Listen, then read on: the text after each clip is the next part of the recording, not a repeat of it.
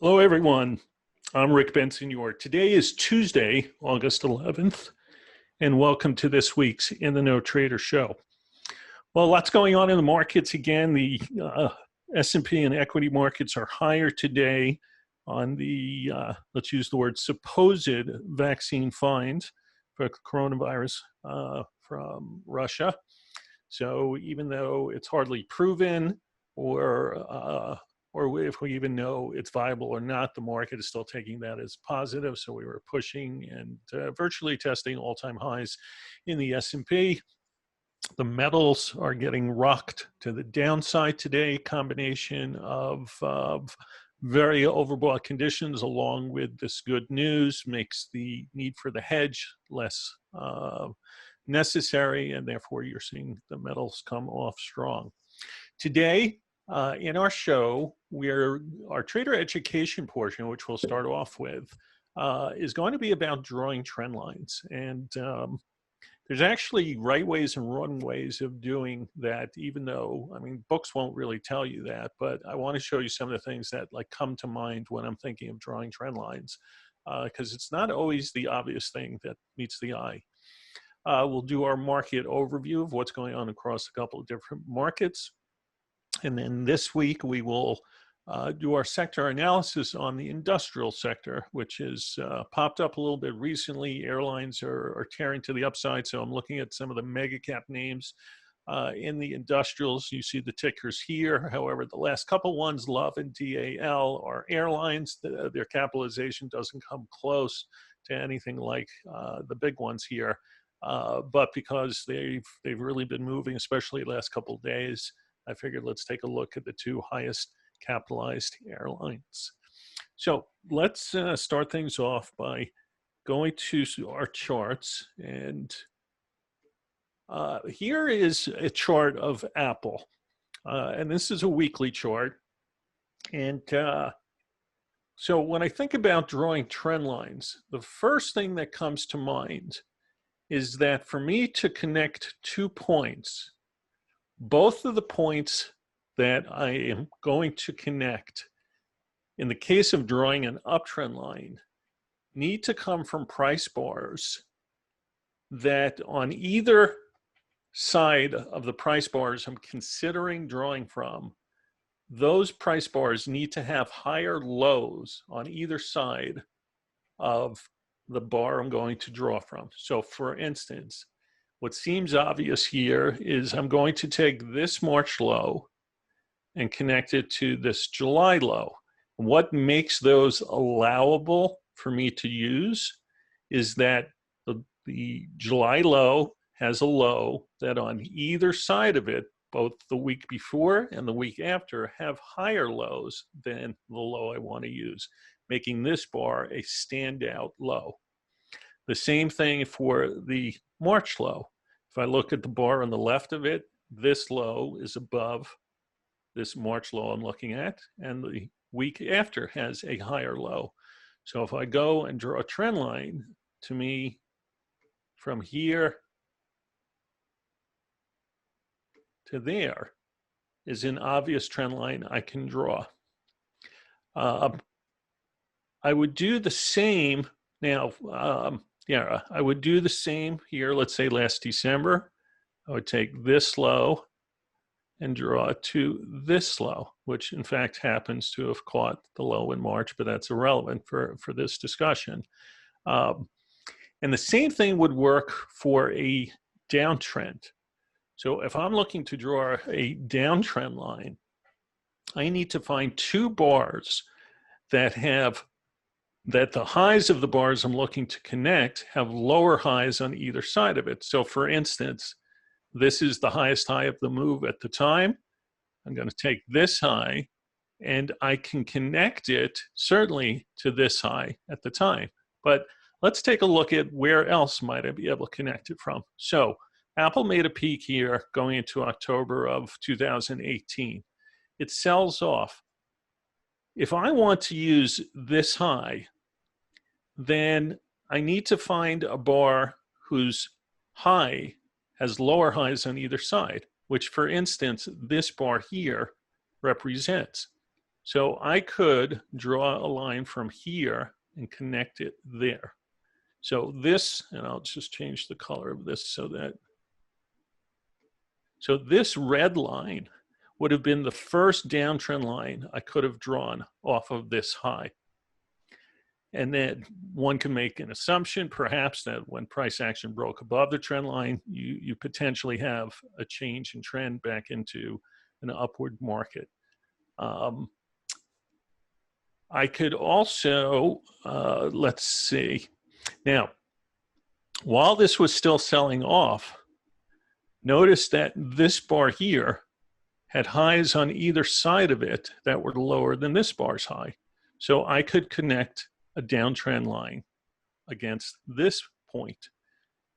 But notice that where would the question I would pose to you is, which high would I use to connect this to? So what I would say is that I would take the most recent point that also had lower highs on either side, which takes us to this bar here. So I could then draw a line from here to this bar's high. And notice it cut through price action. And a lot of people, let me try to blow this up now.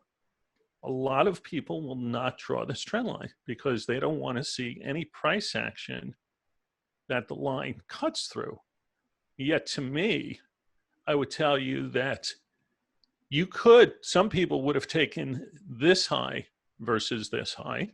So let's draw this here. I'll change the color.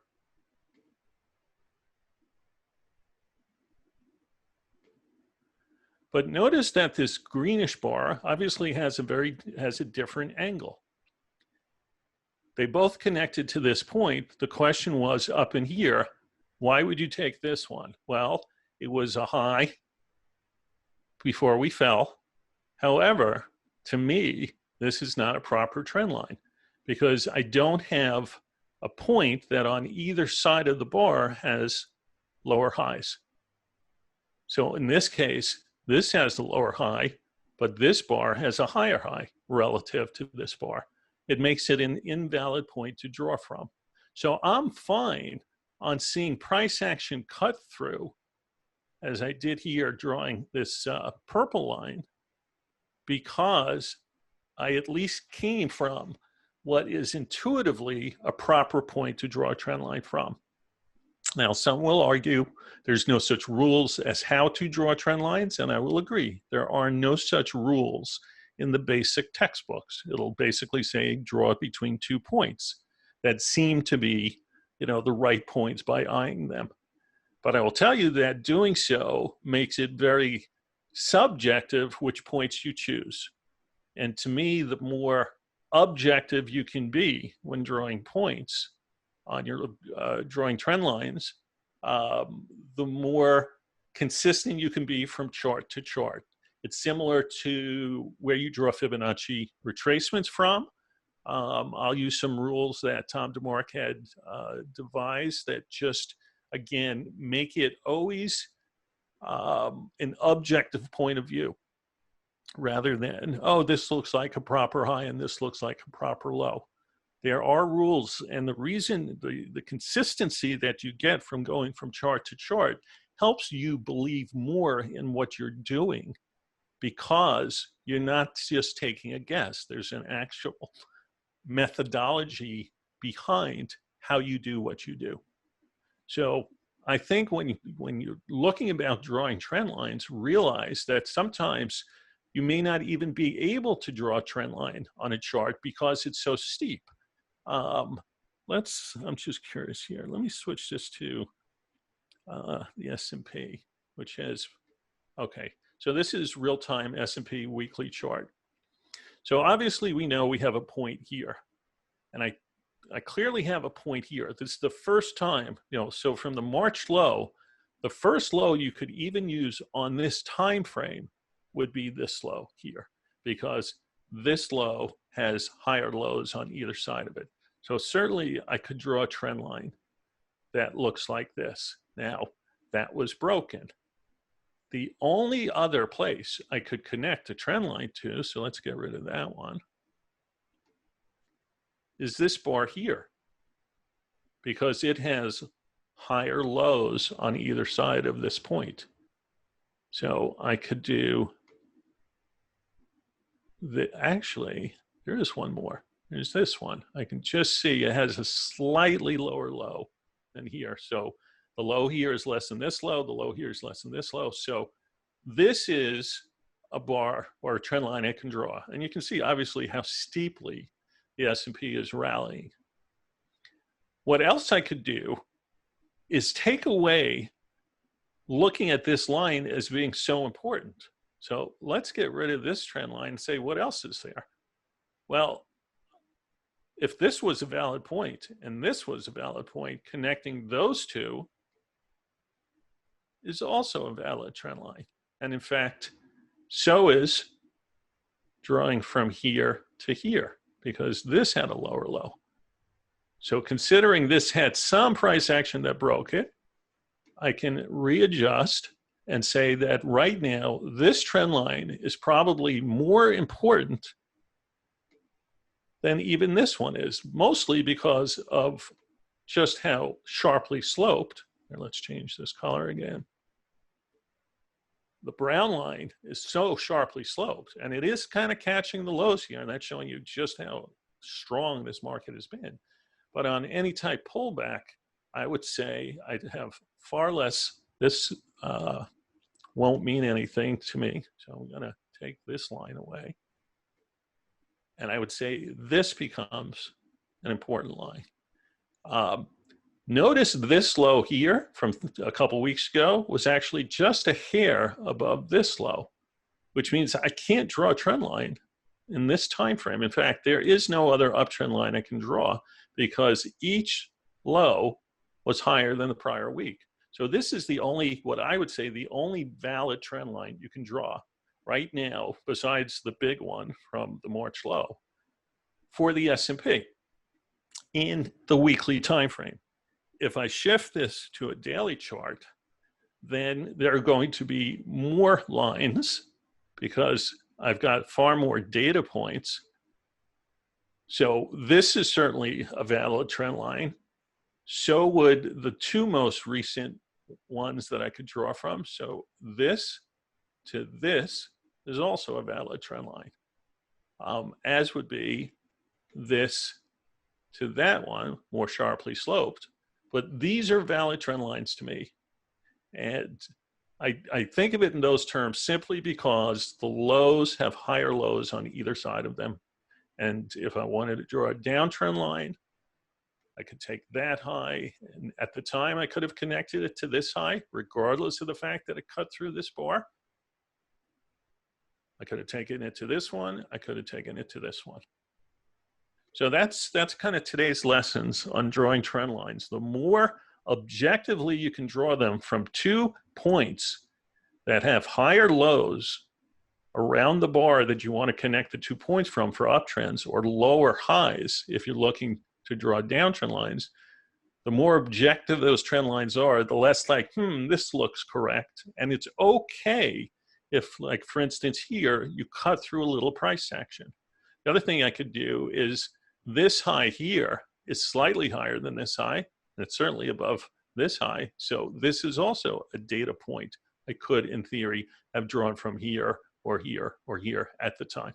So that's today's trader education portion of the show. Let's go back to our PowerPoint. Just to give you some information, to access how to sign up for either our weekly tactical trader report or monthly, which is brand new, 7-Eleven sector report that just launched August 1st. Go to inthenotrader.com, plenty of information there about the reports, as well as how to sign up. To contact me, it's Rick at inthenotrader.com. Last week, we were off on vacation. My wife and I actually went up to Vermont for a week. We had a very safe and mask-wearing vacation, and it was terrific. I gotta tell you, compared to a New York summer, no humidity, and what a difference that makes. So we had a great time up there, great weather.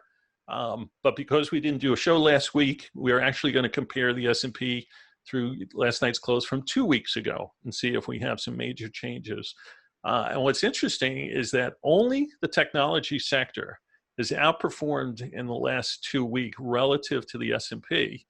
I know as of an hour ago or so, the technology sector was down for the third day in a row for the first time in quite some time, but it is still the best performing sector and has gained about 2% or so versus the S&P in the last 2 weeks. Look at all the red dots. That's materials, energy, staples, healthcare, utilities, financials, real estate, all have lost more than 1% in the last 2 weeks versus the S&P. The biggest changes look like come from energy and staples and healthcare. In fact, wow, there's big movements everywhere with those red dots. They're not minimal ones; they are significant. So tech is still the best place to be, despite 3 days of sell-offs now. You know, and this is some of the stuff that we discuss in our brand new 7-Eleven report. Okay, let's take a quick look at what's going on in the market. So let's move to, let's look at the weekly chart of the S&P. All right, so this is blown through any type of resistance, including the downtrend line that used to mean something, gone all through it. Obviously, as of right now, today's high is 33.79, so we're less than 20 points or so from the all-time high in the S&P. So whether we get there today, tomorrow, or sometime soon, it seems as if this liftoff is still going to happen. As far as pullback value, in the no trader, clients know exactly where we'd be looking to buy on pullbacks. We have continually raised it, and in fact, based upon price action over the last couple of days, that zone even got moved higher. So that's something that you know, our subscribers know. But certainly, look, this surprised me. You know, I had talked for a long time. I was a happy seller between S&P 3000 and 3175. It stayed there for weeks, but it is, you know, moved through it in a way I certainly didn't expect. And you know, I've told people that you certainly can put whatever you sold out, you certainly can put back on.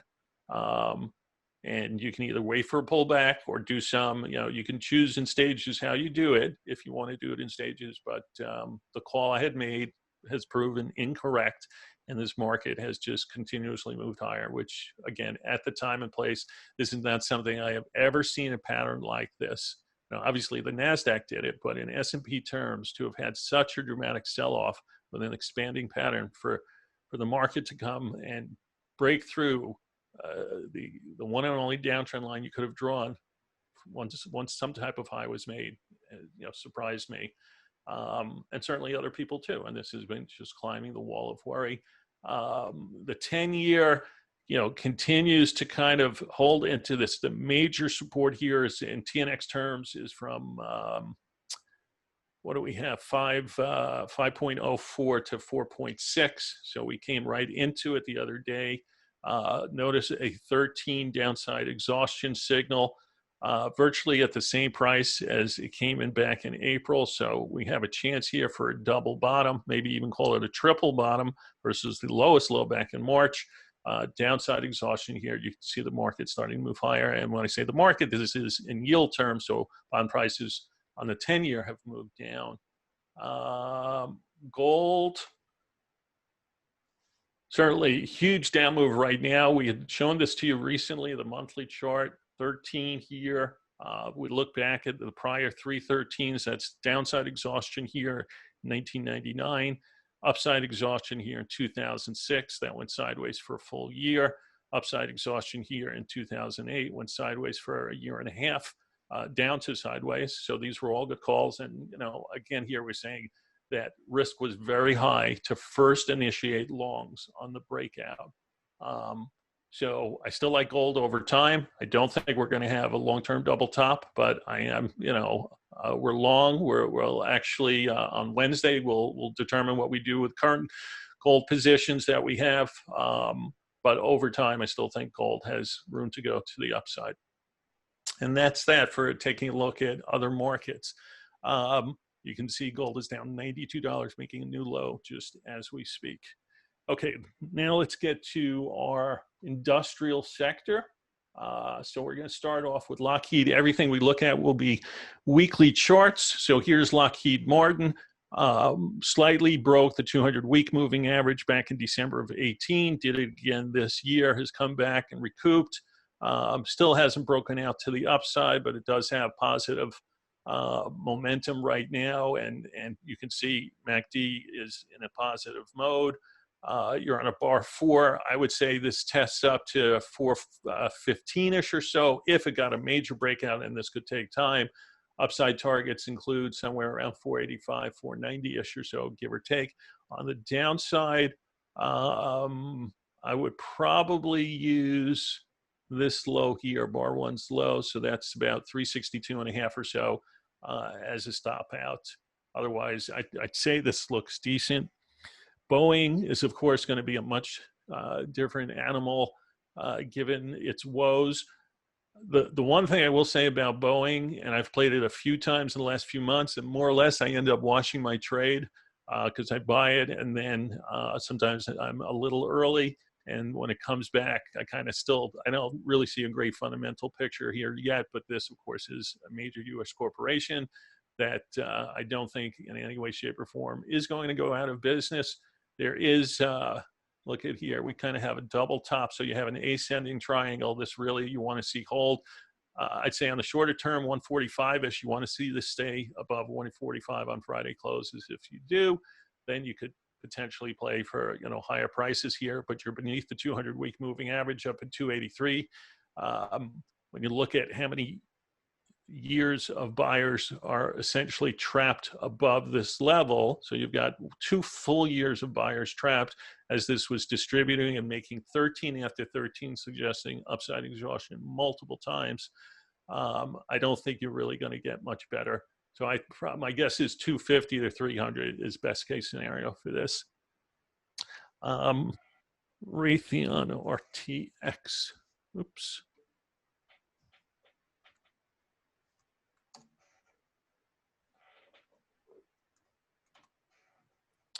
Here we go. So also a troubled stock beneath its 200-week moving average. Again, trap buyers over time. So a sell-on rally candidate. It's still in the midst of a down count that's not exhausted itself. So this is range trading, not a name that I think short term it can move higher. But again, anything close to its 200-week over time is probably a place I'd be happy to get out at. Just because of how many trap buyers there are. And then if you sell it up there in the upper 70s, you probably get a chance to buy it 10 to 20% lower at some point. Northrup, NOC, worst looking picture. Wait, do I have gas oil crack spread? Nope. This defaults to futures. Here we go. Okay, here's Northrup. Above its 200-week moving average. So this is one of the better ones. 3 times down there, penetrated it, but basically held. 9 count on the bottom here. This is moving up. This certainly has the chance to test near highs. It's one of the better looking stocks here, and you don't have nearly as many trap buyers. So I'd say this is one of the better ones in the group if you're interested. General Dynamics. Weaker stock beneath its flat 200-week moving average. Same thing, trap buyers over the last few years on further strength, anything towards that area of 183, give or take, probably caps a rally. So I'd say in round numbers, 180 to 200 is probably where I'd exit and look for a better place to get back in. UPS. Flying. So this clearly is the best name in the group. It is way ahead of itself given if you look at how far MACD is up here, let's see, has it ever been here in its history? No, it hasn't. So it's way, way overbought. So places to think about coming into the name on our pullback would be near 150 and kind of 136-ish. Right now, those are the 2 levels. we're still somewhat early in the week, but you look at what this candle pattern may make by week's end if we hang out down here too, and that would not be a positive candle. So again, if you want to come in, I'd wait for a pullback to those two levels that I just mentioned. Honeywell.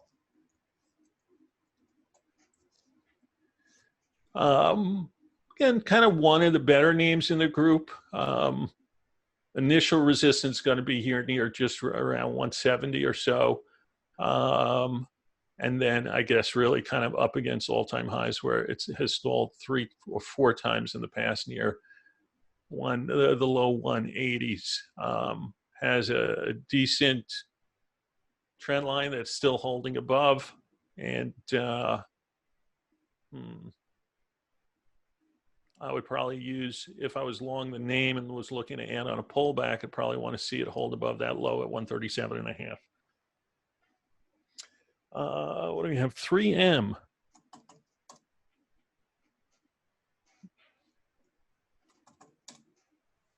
There we go. All right, beneath its 200-week moving average, beneath its cloud, it's actually topped at its cloud the first time up. We're getting there again. I'd say the up move takes us to 180 to 190 or so. Some resistance there. And if you look also where this broke down from, so let's just kind of put it somewhere that it's still into that area. So 180 to 190 for resistance. Probably have to, on this chart, you may here, actually, let me just look at where the 58%, I'm sorry, 62 is. Yeah, you probably need to get above 204 or so to really change this into a more positive outlook. Otherwise, beneath the cloud, lagging line beneath the cloud, it's still a negative picture, but it has some short-term, at least it's rejecting sell signals or these downside propulsion signals. So it's staying above those. So that still gives it a chance to the upside here. Let's take a look at GE. All right, so we know this has been a dog of a name for a heck of a long time. I had a 13 upside exhaustion signal in here, went a little past it, stopped at the propulsion level, and it's come back down. It really can't get out of its way. It has obviously significant problems, and this is one of the worst names we're looking at. And so far, it still cannot get out of its way. So it is basically trading at the low end of its range that it's been at since December of, what is that, 2019. So, a troubled name for sure. And a lot of people are still long it and stuck. Caterpillar.